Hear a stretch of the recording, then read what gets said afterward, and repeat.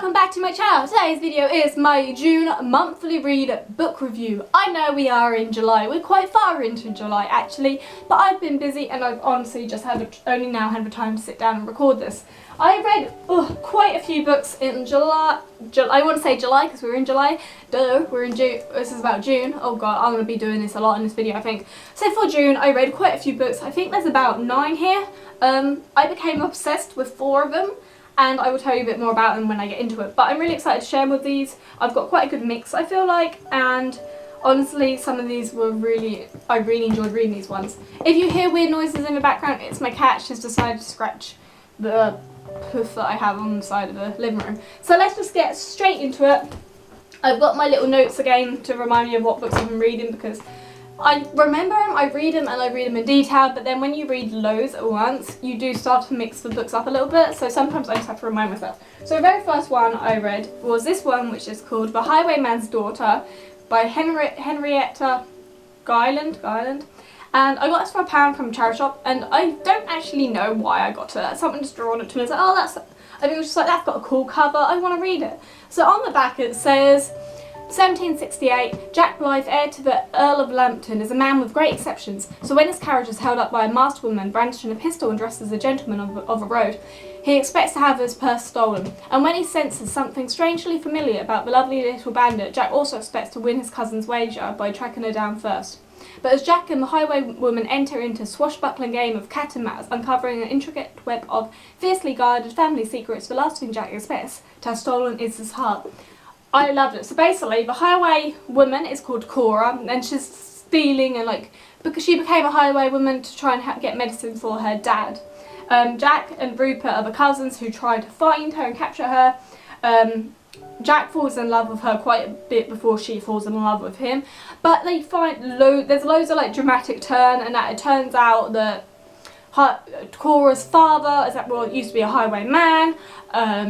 But he isn't actually her father, her mother isn't actually her mother, and it's just loads of twists, and I'm not going to go too much detail for it in case you decide to read it, but this is such a dramatic book with all the different twists in it, every second is something that you weren't going to expect to happen.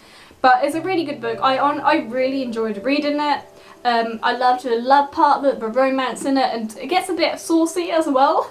I wasn't expecting it to, but there is a bit in there where it gets a little bit saucy, and I was like, whoa, I should be reading this at work. And then someone actually asked me to tell them what I was reading, and they're like, oh, read me a part, so I was like, I don't really want to, because that was when I got to the saucy part. But it's a really enjoyable, hello little birdie, there's a bird just come into my garden.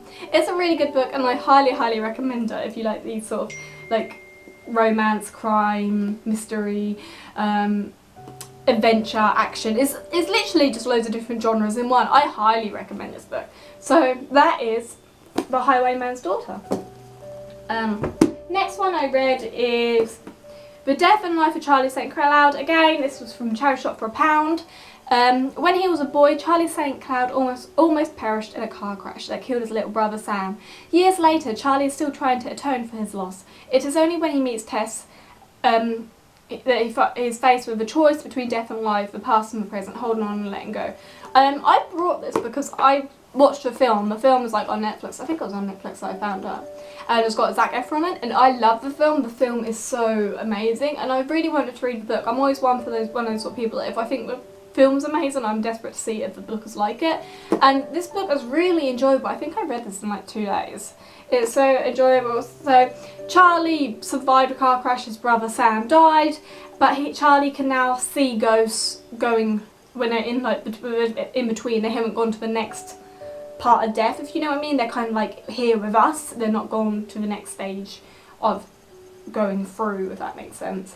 And he sees Tess and he meets her at the graveyard where he works, but then something's not right. Turns out that Tess is actually on that in between. She's half dead and half alive still, she's on that part where if she steps through she'll then be dead kind of thing, but she's still there. And he's there's just loads of stuff happening. It's all about dead people, how he sees dead, and it's it's all about this boy Charlie, how he's growing and starting to realise it's ready for him to move on, not only for him but for his brother Sam, because they're both holding each other back, and it's a way for him, he finds himself. It's a really good inspiration. I can't I can't even say I can't talk. I can't talk today. It's really an inspirational book and I really enjoyed reading it. So I know this has been out for ages. I know it's a really old book, but I do recommend it. So it's that one. It's probably a good like summer read book if you want to pick something up in the summer. So the next one I read was a very little mini cheat one. So it's one of the ones, I think I'm doing one of these like once a month now. So it's the Shakespeare Much Ado About Nothing. It's one of the stories which is done by Andrew Matthews and Tony Ross. So it's for the kids one. I've never even heard of the Shakespeare play. And that makes me feel like an idiot because I thought I was quite a big Shakespeare fan, but apparently I'm not that much of a fan. But this one is about Lady Hero and Lord Claudio are due to wed. And it's all, and they've got Beatrice and Benedict who they set up, who are like their handmaidens slash like mates. And at the wedding, it's like pronounced that Hero, I've got to read this because I can't really remember it. Hero kissed another man, and then it was turned out that another guy was deceiving them, but they said that Hero died, and then Claudio got all upset, and then he was like agreed to marry someone else because he was sad, and it turned out that she was still alive. It's really weird but really good, and it's like it's actually about how this whole thing plays about how foolish people act when they're in love, like how love makes you really foolish basically. It's really good though. I really enjoy it, and I say this every time. I really enjoy these little books. I think they are perfect to like introduce children to Shakespeare. Like they are brilliant. If you've got a kid, like a child, and you want to introduce them to Shakespeare, I highly recommend these books. There's a whole set of them, and they're perfect to introduce kids. They give them a rough idea of what Shakespeare's are like, and I can't say anything bad about them so far. So the next one I read at school work, which is why I've got a sticky note. I must have read this in a whole day, which is why I've got the sticky note. I nearly said I read it at school then because I'm thinking about children, but I read it at work. I did though read this one when I was at school when I was like really young. This is called Witch Child, and there is a second one as well, and I can't remember if it was this one or the second one that made me cry. I think it was the second one. That when I read it when I was younger, I vividly remember sitting behind my bedroom door because I didn't want my mum to open, and I can remember sitting there reading it and I got so emotional. But yeah, so Witch Child, I'm going to read you the back of it first and then I'll tell you a bit more. So it's basically pages from a journal are loosely sewn into a quilt that lies undisturbed for more than 300 years until it is carefully taken apart for cleaning, and out of its folds for a powerful moving story, the story of Mary, granddaughter of a witch. An exciting novel, Witch Child holds the reader gripping throughout. So it's by Celia Rees. I loved her books when I was younger. I had like pretty much all of them, I think. I had a big collection of Celia Rees because I loved her. My cat's playing. And this is the Witch Child one. So it's about her grandma was hung at the very beginning. It was just a little bit of introduction about finding the stories. Her grandma was hung. She was sent to America, and then she begins having these visions while she was on the boat. She has a vision about this guy called Jack, who she starts to get a bit connected to, and he gives her a half shilling because he's like, we're going to find each other. But clearly her vision shows they're not going to meet again. They start settling down, and she meets a native Indian called Jaybird, who starts helping her out and teaching her about herbs and everything. And then there's loads of drama, and then she's being announced as being a witch, and they basically send her out, and that's all you hear. The last page is literally someone else filling in the quilt, and then it says that with her, they don't know where she's going, and this family that she was hanging out, like living with, are now leaving as well because they don't feel safe. And then it just says afterwards, since the discovery of these diaries, work has been continuing to trace Mary Newberry and the other people in the account. So it's really good. I want to get the second one. I think the second one is The Sorcerer's or Sorcerer's Child. I think it's Sorcerer's Child or something. And I really recommend this book. It's really gripping and I enjoyed it very much. My cat is just playing and it's just distracting me. Now to the ones that I'm obsessed with. This is a series of books. It was quite weird because I brought like, I think it was book 1 and 2 and 3 I got from the charity shops. But I got them all at different times. I think I first brought book 2, then I came across book 1, and then I came across book 3, and I thought that was the end. And then when I was reading them, I discovered I needed the last book, so I had to buy that one quickly so I could continue reading them. But we're going to go through them. This one is the first one called Hush Hush, and I actually read this in 3 hours. I started reading it when I got home from work at like 10:30, and then I finished it at like 1:30. I might even yeah, it was about 1:30. I stayed up all night. I didn't plan to, but I got so into it. This book literally just sucked me into it. So I'm gonna read you back, and then I'm gonna tell you a little bit about it. I'm gonna try and not tell you too much about it because I highly recommend it. So it says, for Nora Gray, romance was never part of the plan, not until Patch came along. With his easy smile and eyes that seem to see inside her, Nora is drawn to him against her better judgment. But after a series of terrifying encounters, Nora isn't sure if she can trust him. Patch seems to be everywhere she is and to know more about her than her closest friends. And when she tries to seek answers, she discovers she is right in the middle of a centuries-old battle between the immortal and the fallen, and it's time to take sides. So, basically, I'm going to get it. I am going to have to read from a book because, like I said, I read these all one after another, and to me it's just one big story now. I can't separate what one's in which books. So Nora is at school in biology, and then Patch comes along and he gets partners with her, and she's a bit like her. He seems like obsessed with her, but not, if that makes sense. And she finds him intriguing because it's very weird. Then this man and ski mask starts stalking her, and things happen. She get people try to kill Nora many times. She learns that Patch is actually a fallen angel that wants to become human. But there is a dramatic twist at the end that I'm not going to tell you, and I just could not put this better down. I kept thinking, one more chapter, I'll read one more chapter, and I was like this the whole night. I just couldn't put it down because it's so much happens. Like I said, people try to kill her, and then something else happens, and something else happens, and it's just twist after twist after twist. And I'm a sucker for mythical creature stories. I'm a sucker for romance. I'm a sucker for vampires, angels, anything like that. I'm a sucker for. And this book, I was just like, I was in love with it. I could not put it down. And I know this is a really old one. This came out in 2010, I think. But I absolutely, and I mean, it came out in 2009. Absolutely loved it. So that was that one. Then the second book was Crescendo. Again, I read this in 3.5 hours. I was up till 11:30 on a Sunday night before work reading it. So I'll read you a bit about the back, and then I'll read you some of my notes. I had a burp then, sorry. So, Nora should know better than to think her life can return to normal after falling in love with a fallen angel. And Nora's life isn't normal. Her dad was murdered, and the facts about his death just don't add up. Now Nora's own life is in imminent danger, and are she and Patch strong enough for the battle ahead? That didn't sound right in my head. So basically, Nora breaks up with Patch because she starts to get annoyed because it's Patch, even though he's in love with her, he can't feel her touch or her kisses, and that kind of annoys her, and she just breaks up with him.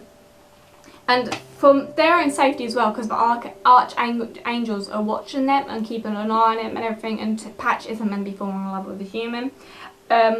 So Patch then starts to get close with this girl called Macy, who is Nora's enemy. They hate each other, and she starts to get really annoyed that Patch and Macy are getting close. Then a guy called Scott appears, and he used to be Nora's friend when they were super little, but something doesn't seem right with him, and she starts to investigate a little bit.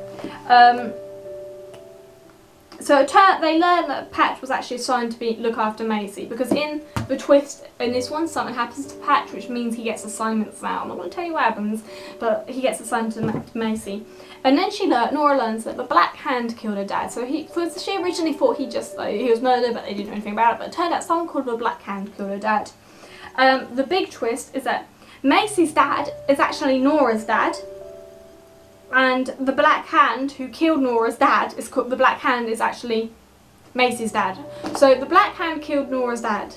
Nora's dad isn't actually her dad. Macy, Nora's enemy, is Nora's dad, and Macy's dad and Nora's dad is a Black Hand. So Nora's actual dad killed her dad, if that makes sense. Hopefully that made sense. That's just a mouthful. And then Patch and Nora get back together, and they decide they can defeat it and they can get through this together. So that was that one. Again, I read it in a couple of hours. Then we've got the Silence one, which I read at work because it's got my little notes. I have to write notes down because I read so many books. It's stupid, really. So I read this in one day at work. Apparently I don't do any work. Shh. The noise between Patch and Nora is gone. They overcome the secrets riddled in Patch's dark past. bridge two worlds and face heart-wrenching tests of betrayal, loyalty and trust, all for a love that will transcend the boundary between heaven and earth. Armed with nothing but their absolute faith in one another, Patch and Nora enter a desperate fight to stop a villain who holds the power to shatter everything they've worked for and their love forever. Dun dun dun. So, the dad, Nora's dad / Macy's dad, is actually called Hank. He kidnaps, at the end of this one, he kidnaps Nora and he keeps her for 3 months. When he returns Nora at the end, and Nora can't remember anything. She can't remember anything up to before she met Patch. She can't even remember Patch or anything. Scott returns to try, and he hears that Nora can't remember anything, and he returns to try and help her because he becomes like a friend. And he also secretly loves her, but he won't admit it.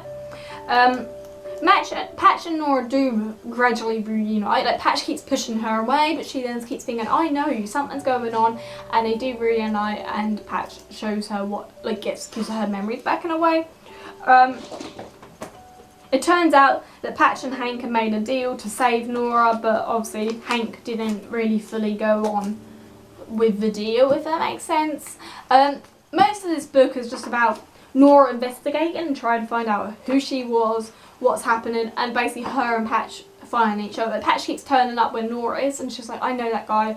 It's just mainly about Nora getting her memories back, really. But it's a really good book, and again, I read this one in a day. Next one, the final one, finale. So I read this one again. This one took me 4 hours, and I was up till like midnight reading it.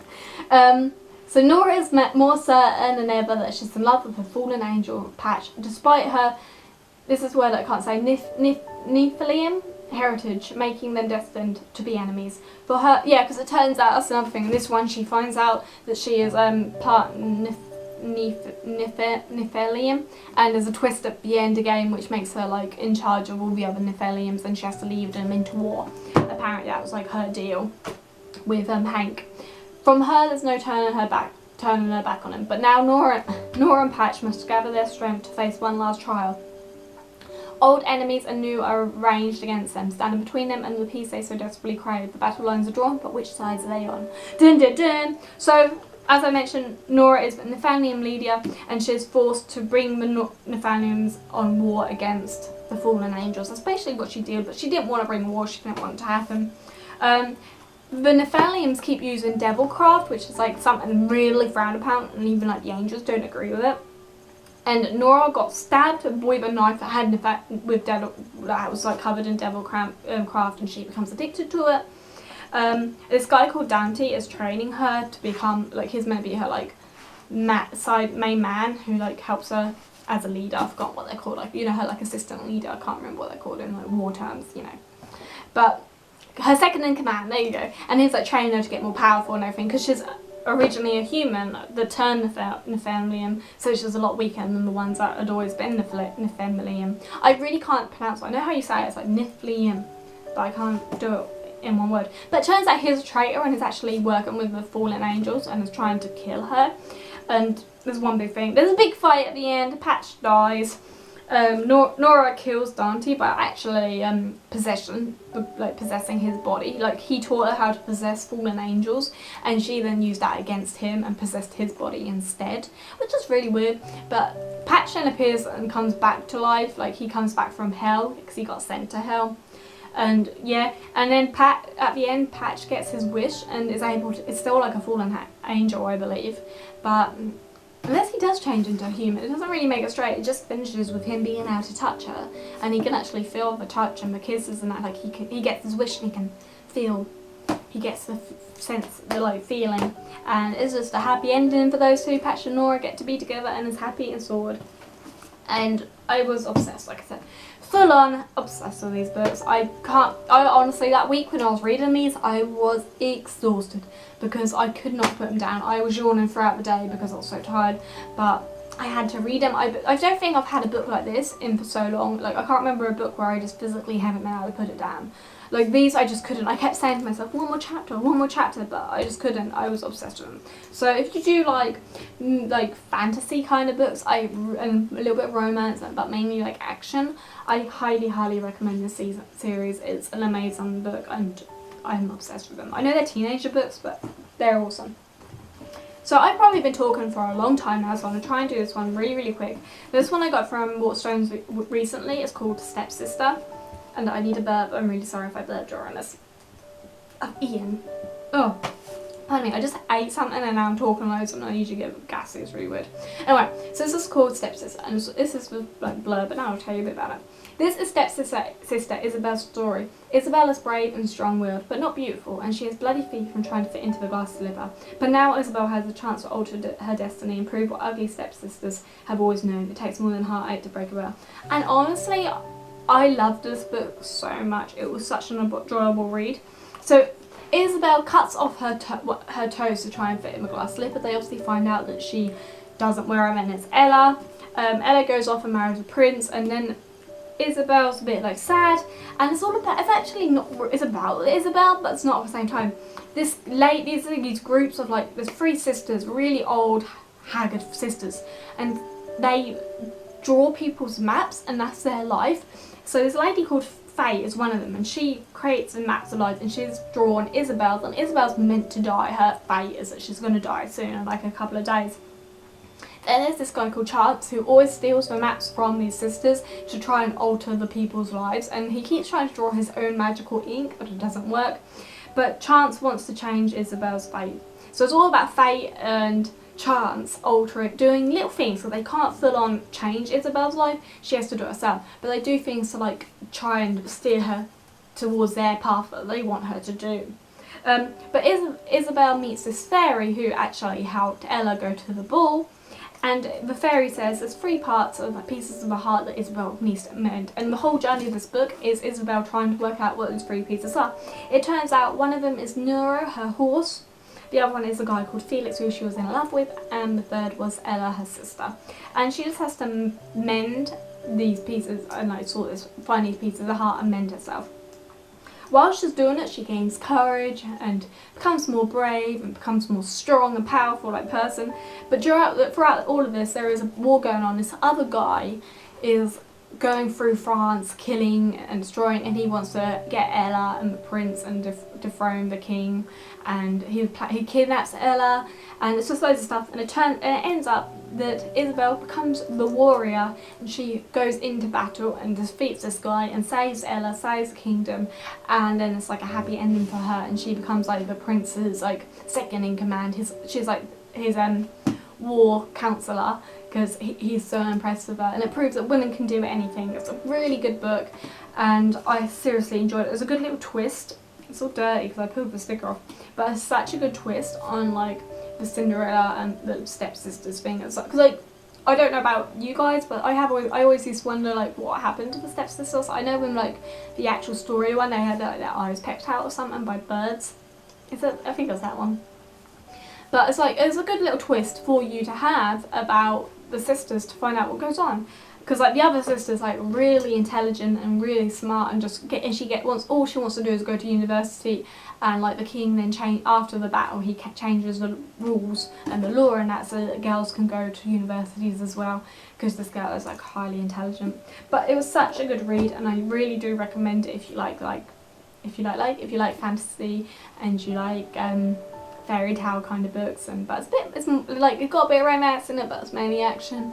It's really good and a really powerful story to read, and it really does make you think about yourself. Like, you can do anything if you put your mind to it. And I just love the characters being called Fate and Chance, because like Fate was like, oh yeah, it's meant to be, whereas Chance like, no, I can change it. I love that duo, and throughout it you have them together, and it's got a bit of comedic like comedy in there as well. I love it. So there you go, that's my book review for June. I'm sorry, I have probably spoken for a very long time.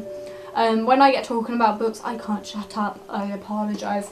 I did try to speak quickly, but I haven't got a drink with me or anything. My mouth was getting really dry, so it's making it harder for me to talk quickly. But I'm going to shut up now. I apologise for this video. If you got this far in this video, well done. Round of applause. I seriously can't speak. for you guys, and I now need to get on with my day. So thank you for watching. I hope if there's any books that you recommend, like if you've recently read a really good book and you think I'd enjoy it, let me know in the comments below, and I will get that book and check it out, because I'm slowly getting to a stage where I've only got about a shelf full of books to read, so I'm going to need some new books soon. But yeah, thank you for watching. Don't forget to subscribe. I put videos twice a week, Wednesdays and Sundays, and that's everything I've got to say. So I hope you have a great morning, afternoon, evening, whatever the time of day is. I hope you're happy and smiling, because that's the most important thing, and I'll see you on my next video. Bye!